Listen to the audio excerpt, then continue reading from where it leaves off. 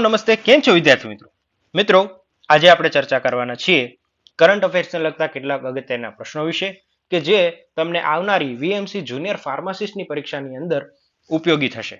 તો ચાલો શરૂ કરીએ. 3 ડિસેમ્બર કયા દિવસ તરીકે ઉજવવામાં આવે છે? તો 3 ડિસેમ્બર જે છે વિશ્વ વિકલાંગ દિવસ તરીકે ઉજવાય છે.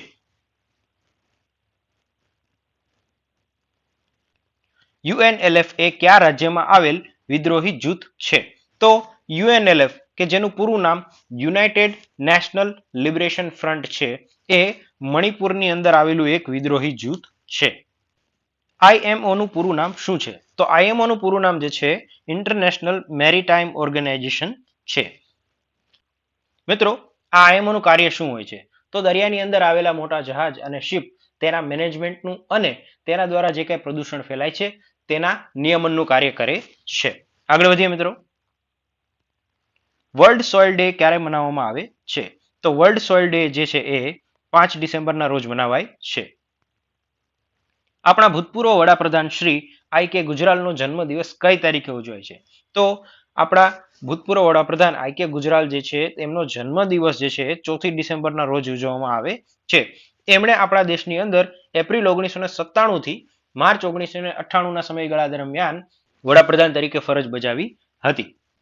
આઈ.કે. ગુજરાલનું પૂરું નામ ઇન્દર કુમાર ગુજરાલ છે. મહાપરિનિર્વાણ દિવસ કઈ તારીખે ઉજવાય છે? તો ડોક્ટર બાબા સાહેબ આંબેડકરના નિર્વાણ દિવસને જે છે મહાપરિનિર્વાણ દિવસ તરીકે ઉજવવામાં આવે છે અને એ દિવસ છે 6 ડિસેમ્બર. આગળ વધીએ મિત્રો. તાજેતરમાં આવેલા મિથિલી અને મિચોંગ નામના ચક્રવાત કયા વિસ્તારમાં ઉદ્ભવેલા? તો તાજેતરમાં જે મિથિલી અને મિચોંગ નામથી જે ચક્રવાત આવેલા છે, આ બંને ચક્રવાત જે છે બંગાળની ખાડીની અંદર ઉદ્ભવેલા છે. અન્ય એક વાત કરીએ તો મિથિલી જે ચક્રવાત છે તેનું નામકરણ માલદીવ્સ દ્વારા કરવામાં આવેલું છે અને મિચોંગ જે છે તેનું નામકરણ જે છે મ્યાનમાર દ્વારા કરવામાં આવેલું છે. ગુજરાતના ગરબાનો સમાવેશ કઈ યાદીમાં કરવામાં આવેલો છે? તો યુનેસ્કો દ્વારા ગુજરાતના ગરબાનો સમાવેશ 2023 ની અંદર અમૃત સાંસ્કૃતિક વિરાસત યાદીની અંદર કરવામાં આવેલો છે. મિત્રો, થોડા સમય પહેલા કોલકાતાની અંદર કરવામાં આવતી દુર્ગા પૂજાનો પણ અમૃત સાંસ્કૃતિક વિરાસત યાદીની અંદર સમાવેશ કરવામાં આવેલો છે. આગળ વધીએ મિત્રો. તાજેતરમાં ગૂગલ એ લોન્ચ કરેલી એઆઈ સિસ્ટમનું નામ શું છે? તો ગૂગલ દ્વારા જે છે એઆઈ સિસ્ટમ લોન્ચ કરવામાં આવી છે તેનું નામ જે છે જેમિની છે. વડાપ્રધાન શ્રીએ મહારાષ્ટ્રના કયા જિલ્લાના રાજકોટ કિલ્લા પર છત્રપતિ શિવાજી મહારાજની પ્રતિમાનું અનાવરણ કર્યું? તો વડાપ્રધાન શ્રીએ મહારાષ્ટ્રના સિંધુદુર્ગ જિલ્લાની અંદર આવેલા રાજકોટ કિલ્લા પર શિવાજી મહારાજની પ્રતિમાનું અનાવરણ કરેલું છે. આરબીઆઈ દ્વારા તાજેતરમાં રેપો રેટ કેટલો જાળવવામાં આવેલો છે? તો આરબીઆઈ દ્વારા જે રેપો રેટ છે તેને 6.5% યથાવત રાખવામાં આવેલો છે. તો મિત્રો જાણીએ કે રેપો રેટ શું છે અને રિવર્સ રેપો રેટ શું છે. જ્યારે આરબીઆઈ એ અન્ય બેંકોને ધિરાણ આપે છે તો એને રેપો રેટ તરીકે ઓળખવામાં આવે છે અને જ્યારે આરબીઆઈ એ અન્ય બેંકો પાસેથી જે છે ધિરાણ લે છે તો એ સમયે તેને રિવર્સ રેપો રેટ તરીકે ઓળખવામાં આવે છે. તો 2023 ની અંદર આરબીઆઈ જે રેપો રેટ છે તેને 6.5% યથાવત જાળવી રાખેલો છે.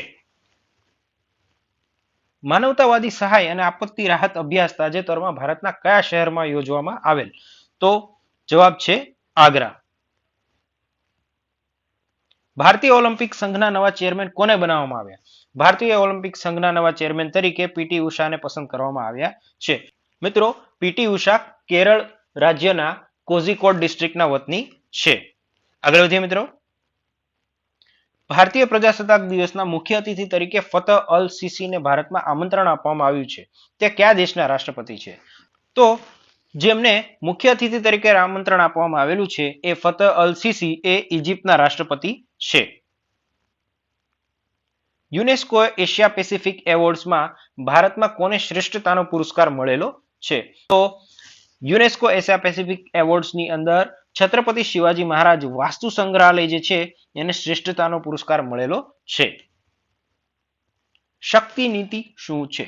તો શક્તિ નીતિ જે છે એ પારદર્શક કોલસાના ઉપયોગ અને ફાળવણી માટેની યોજના છે. ડિસેમ્બર 1 એ કયા દિવસ તરીકે મનાવાય છે? તો આપ સૌ કોઈ આનાથી માહિતગાર હશો કે ડિસેમ્બર 1 જે છે વિશ્વ એઇડ્સ દિવસ તરીકે ઉજવાય છે.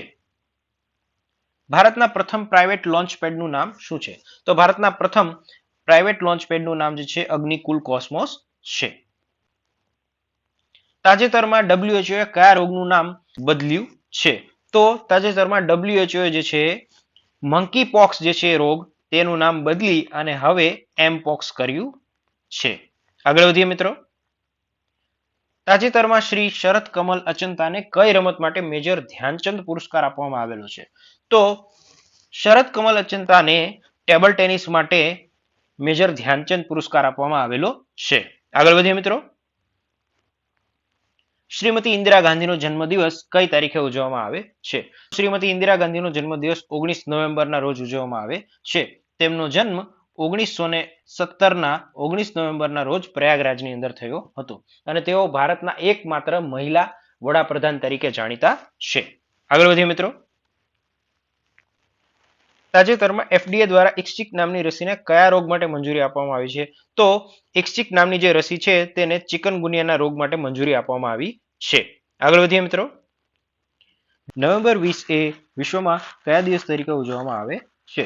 તો નવેમ્બર 20 વિશ્વની અંદર વિશ્વ બાળ દિવસ તરીકે ઉજવવામાં આવે છે.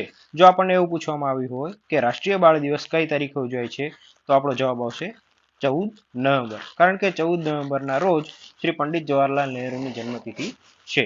આગળ વધીએ મિત્રો. આઈસીસી ક્રિકેટ વર્લ્ડ કપ 2023માં કયા ખેલાડીએ બેવડી સદી ફટકારી હતી? તો વર્લ્ડ કપ 2023ની અંદર ગ્લેન મેક્સવેલે જે છે બેવડી સદી ફટકારી હતી. વર્ષ 2023 માટે કોને તાનારીરી એવોર્ડ આપવામાં આવેલ છે?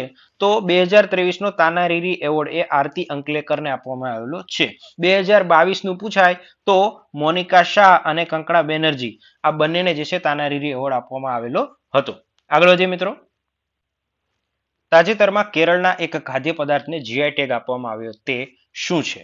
તો તાજેતરમાં કેરળના જે છે ઓનાટુકારા પ્રજાતિની તલની જે એક જાત છે તેને જીઆઈ ટેગ આપવામાં આવ્યો છે. તેના સાથે મિત્રો લદ્દાખની અંદર આવેલી સી બકથોન નામની એક વૃક્ષની ખાસ પ્રજાતિને જે છે જીઆઈ ટેગ આપવામાં આવેલો છે. આ બંને જીઆઈ ટેગ તાજેતરમાં જ આપવામાં આવેલા છે જેથી કરંટ અફેરની દ્રષ્ટિએ મહત્વના છે. આગળ વધીએ મિત્રો. તાજેતરમાં આર્જેન્ટિનાના નવા રાષ્ટ્રપતિ તરીકે કોણ ચૂંટાઈ આવ્યા? તો તાજેતરમાં આર્જેન્ટિનાના નવા રાષ્ટ્રપતિ તરીકે ઝેવિયર મિલેને ચૂંટવામાં આવેલા છે. તાજેતરમાં ગુજરાતની કઈ માછલીને સ્ટેટ ફિશ તરીકે માન્યતા આપવામાં આવી છે? તો ગુજરાતની સ્ટેટ ફિશ તરીકે ગોલ ફિશને માન્યતા આપવામાં આવેલી છે. તાજેતરમાં નિધન પામેલા શ્રી ફાતિમા બીબી એ કયા ક્ષેત્ર સાથે સંકળાયેલા હતા? તો શ્રી ફાતિમા બીબી એ જે છે ન્યાયના ક્ષેત્ર સાથે સંકળાયેલા વ્યક્તિ છે. આગળ વધીએ મિત્રો. એસપીજીના નવા ડિરેક્ટર તરીકે કોની નિમણૂક કરવામાં આવી છે? તો એસપીજીના નવા ડિરેક્ટર તરીકે અલોક શર્માની નિમણૂક કરવામાં આવી છે. વર્લ્ડ બિલિયર્ડ્સ ચેમ્પિયનશિપ 2023ના વિજેતા કોણ છે? વર્લ્ડ બિલિયર્ડ્સ ચેમ્પિયનશિપ 2023ના વિજેતા જે છે પંકજ અડવાણી રહી ચૂક્યા છે. તાજેતરમાં ગુજરાતમાં કયા ગામ ખાતેથી રવિ કૃષિ મહોત્સવનો પ્રારંભ કરવામાં આવ્યો? તો ગુજરાતની અંદર રવિ કૃષિ મહોત્સવનો પ્રારંભ એ અમદાવાદના દસક્રોઈ તાલુકાના પીરાણા ગામથી કરવામાં આવ્યો છે. આગળ વધીએ મિત્રો. રાષ્ટ્રીય શિક્ષણ દિવસની ઉજવણી ક્યારે કરવામાં આવે છે? તો રાષ્ટ્રીય શિક્ષણ દિવસની ઉજવણી 11 નવેમ્બરના રોજ કરવામાં આવે છે કે જે શ્રી મૌલાના અબુલ કલામ આઝાદના જન્મદિવસ તરીકે મનાવવામાં આવે છે. આગળ વધીએ મિત્રો. 14 નવેમ્બર બાળ દિવસ સાથે અન્ય કયા દિવસની ઉજવણી કરાય છે? તો 14 નવેમ્બર કે જે આપણા દેશની અંદર રાષ્ટ્રીય બાળ દિવસની સાથે વર્લ્ડ ડાયાબિટીસ ડે તરીકે પણ ઉજવવામાં આવે છે. આદિવાસી ગૌરવ દિવસ અથવા જનજાતીય ગૌરવ દિવસ કઈ તારીખે ઉજવાય છે? તો જવાબ છે મિત્રો 15મી નવેમ્બર.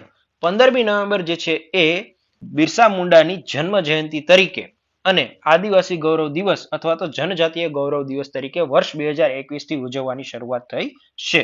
આગળ વધીએ મિત્રો. વિરેન્દ્ર સહેવાગ અને અરવિંદ ડી સિલ્વા સાથે અન્ય કયા મહિલા ક્રિકેટરને આઈસીસી હોલ ઓફ ફેમમાં સ્થાન આપવામાં આવ્યું છે? તો જવાબ છે મિત્રો ડાયના એડુલજી. હવે જો પરીક્ષાની અંદર એવું પૂછાય કે આઈસીસી હોલ ઓફ ફેમની અંદર કેટલા ભારતીય ક્રિકેટરોને સ્થાન આપવામાં આવ્યું છે તો તેનો જવાબ છે કુલ 8 વ્યક્તિઓને જે છે આઈસીસી હોલ ઓફ ફેમની અંદર સ્થાન આપવામાં આવ્યું છે. આ 8 વ્યક્તિઓના નામ અહીં આપેલા છે મિત્રો. સુનિલ ગાવસ્કર, સચિન તેંડુલકર, બિશનસિંહ બેદી, કપિલ દેવ, રાહુલ દ્રવિડ, વિનોદ માકડ અને અનિલ કુંબલે. આગળ વધીએ મિત્રો. તાજેતરમાં ઓપેક અને ભારત વચ્ચે 6ઠી ઉચ્ચ સ્તરીય બેઠક યોજવામાં આવી. આ ઓપેકમાં હાલમાં કેટલા દેશ સભ્યો તરીકે કાર્યરત છે? તો જવાબ છે મિત્રો 14 દેશ. ઓપેક એટલે કે organisation of petroleum exporting countries, કે જેની અંદર 14 દેશ હાલમાં સભ્યો તરીકે કાર્યરત છે. યુવા વિદ્યાર્થીઓના ઉચ્ચ શિક્ષણ માટે શરૂ કરવામાં આવેલ શ્રેયસ યોજનાનું પૂરું નામ શું છે? તો શ્રેયસ યોજનાનું પૂરું નામ જે છે scholarship for higher education for young achievers scheme.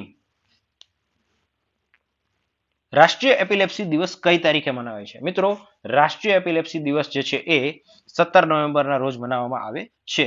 અને જો વર્લ્ડ એટલે કે આંતરરાષ્ટ્રીય એપિલેપ્સી દિવસ વિશે પૂછાય તો તે ફેબ્રુઆરી મહિનાના જે છે બીજા સોમવારના રોજ મનાવવામાં આવે છે. આગળ વધીએ મિત્રો. પીએમ જનમન યોજનાનું પૂરું નામ શું છે? તો પીએમ જનમન યોજનાનું પૂરું નામ પ્રધાનમંત્રી જનજાતિ આદિવાસી મહાઅભિયાન. આગળ વધીએ મિત્રો. તાજેતરમાં ભારત વિમેન્સ એશિયન ચેમ્પિયન્સ ટ્રોફીમાં કયા દેશને હરાવીને વિજય બન્યું? તો જવાબ છે મિત્રો જાપાન. તાજેતરમાં બહુ ચર્ચિત કમલા શું છે? તો કમલા એ કર્ણાટકમાં ઉજવવામાં આવતી ભેંસોની દોડ માટેનો એક ઉત્સવ છે.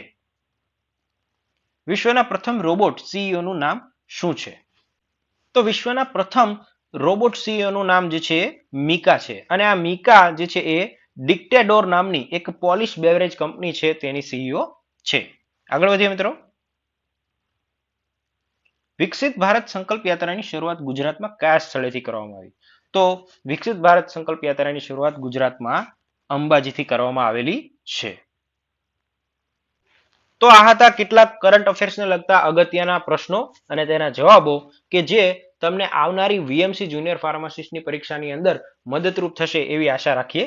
આઈ હોપ તમને આ વિડીયો ગમ્યો હશે. જો તમને આ વિડીયો ગમ્યો હોય તો તમારા અન્ય ફાર્માસિસ્ટ મિત્રો સાથે શેર કરો. જો હજુ સુધી અમારી ચેનલને સબસ્ક્રાઇબ ન કરી હોય તો ચેનલને સબસ્ક્રાઇબ કરી લો. અને ફરી મળીશું એક નવા વિડીયોમાં. Thank you very much.